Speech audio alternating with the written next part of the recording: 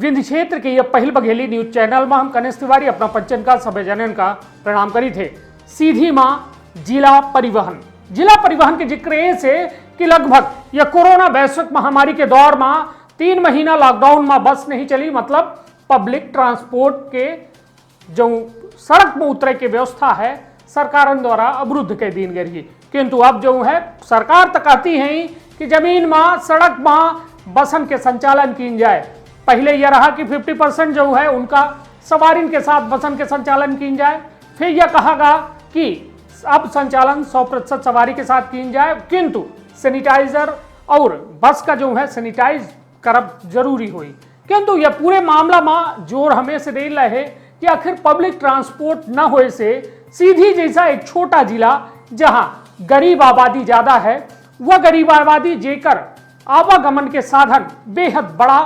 बस है और वह बस जो है संचालित नहीं हो रही है, जेके चलते एक बड़ा तबका जो है लूटा जा रहा है। लूटा ऐसा जा रहा है कि प्राइवेट वाहन जो काम 100 रुपया में होता है वह काम अब 500 रुपया में हो रहा है और रोज जो है आम आदमी गरीब आदमी लूटा जा रहा है। हमारे पास एक जानकारी आई रही कि प्रेस के गाड़ी जो सतना से रीवा से सीधी होती है और वो गाड़ी के जो है आगे वो सिगरौली जाती, वह गाड़ी में एक व्यक्ति जो है रेगुलर कस्टमर रहे, किंतु जब जानी गई कि बस न चली ही तो जब उनसे संपर्क करीन कि हमका अपने जीप में ले चली तो उनके द्वारा कहा गया प्रति व्यक्ति 500 रुपया।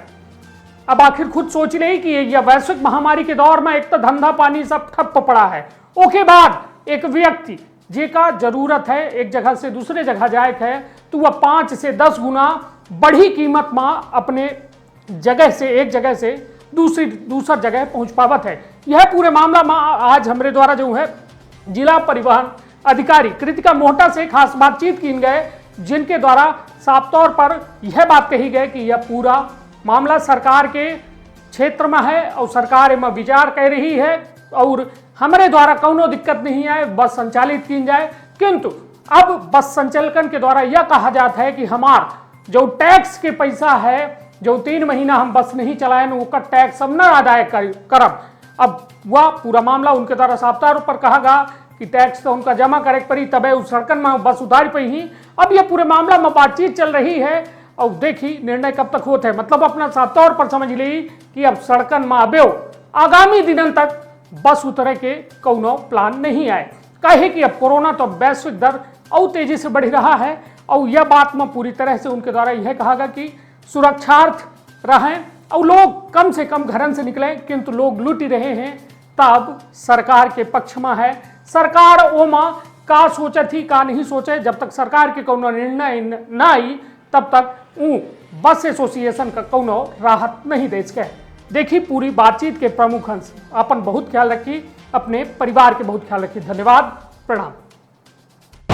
मैडम,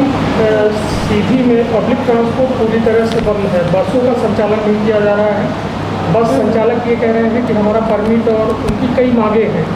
तो क्या मैडम उनके मांगों पर विचार किया जा रहा है या कब तक पब्लिक ट्रांसपोर्ट शुरू होगा, इसके बारे में बताएं। इसमें ऐसा है कि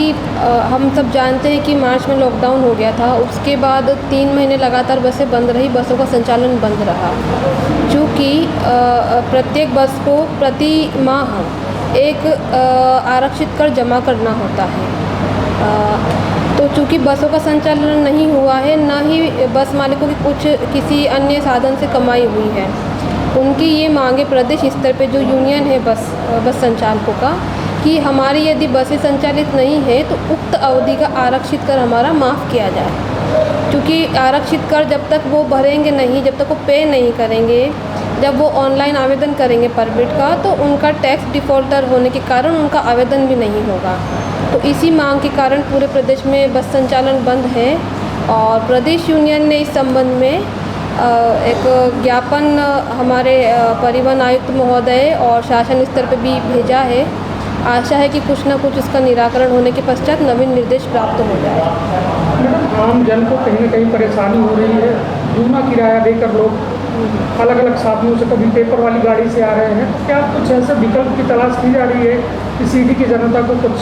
सुविधा मिल पाए? देखिए, ये जो समस्या है ये तो पूरे मध्य प्रदेश में बनी हुई है।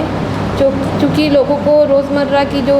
चीज़ें होती हैं, रोज़गार और अन्य कई कारणों से आवागमन करना पड़ता है, और सीधी तो विशेषकर ग्रामीण आबादी यहाँ रहती है, तो उनको अपने जीविकोपार्जन के लिए यहाँ से वहाँ मूवमेंट करना पड़ रहा है। और चूँकि बस एक सरल और सुलभ माध्यम है, उसमें ज़्यादा लोग आते हैं, उसमें अपेक्षाकृत किराया कम लगता है, किंतु बसों का भी आवागमन बंद है, इसलिए व्यक्ति मजबूरी में अन्य साधनों में बैठ रहा है। और ज़्यादा किराया वसूलने की शिकायत मौखिक मुझे प्राप्त हुई है, लिखित तो प्राप्त नहीं हुई है, लेकिन यदि लिखित शिकायत प्राप्त होती है गाड़ी नंबर सहित तो फिर हम आगे कार्रवाई करेंगे। मैडम, कोरोना वैश्विक महामारी का दौर चल रहा है, जनता से आप क्या अपील करना चाहेंगी? जो ट्रांसपोर्ट भी लोग यूज़ कर रहे हैं, उसके लिए नियम कायदे बनाए गए हैं कि आप गाड़ी में कितने पैसेंजर हैं, तो लोग उसका पालन नहीं करते, क्या कहेंगे आप जनता से? इससे तो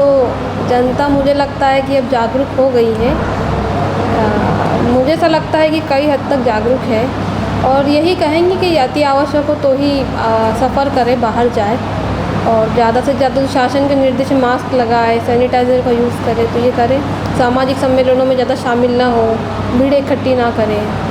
तो यही अपील करूँगी। ट्रांसपोर्ट के अनुसार क्या क्या दिशा निर्देश जारी किए गए हैं जो वाहनों को लेकर? ट्रांसपोर्ट के संबंध में कुछ समय पहले 50% बैठक क्षमता के साथ वाहन संचालन की अनुमति थी, किंतु वर्तमान में जो निर्देश जारी हुए हैं उसमें सामान्य जो होती है बैठक क्षमता 50 सीटर में 50 लोग दी है, और लेकिन उसमें जो वाहन स्वामी है उनको मापदंडों का पालन करना पड़ेगा, जैसे सैनिटाइज़ करना पड़ेगा गाड़ी, और बिना मास्क के व्यक्ति को वो नहीं करना है। इस टाइप से अगर किसी को सर्दी खांसी या लग रहा है कि ये अस्वस्थ है, इसमें लक्षण हो सकते हैं, तो उसको ना बैठाए। इस प्रकार के सामान्य निर्देश जारी हुए हैं। तो निर्देशों का पालन तो हो रहे हैं मतलब कि नहीं हो रहा? अभी तो बस से ही बंद है, जब बसों का संचालन। गाड़ियाँ जो 4 व्हीलर चल रही हैं वो तो देखिए, वो तो निजी गाड़ी है ना, वो व्यक्ति की निजी संपत्ति है, और यदि व्यक्ति जाता है किसी की परमिशन लेके या किसी कारण से, तो वो उसका निजी मामला है, वो तो उन पर ही डिपेंड करता है कि वो मतलब सावधानी बरतें।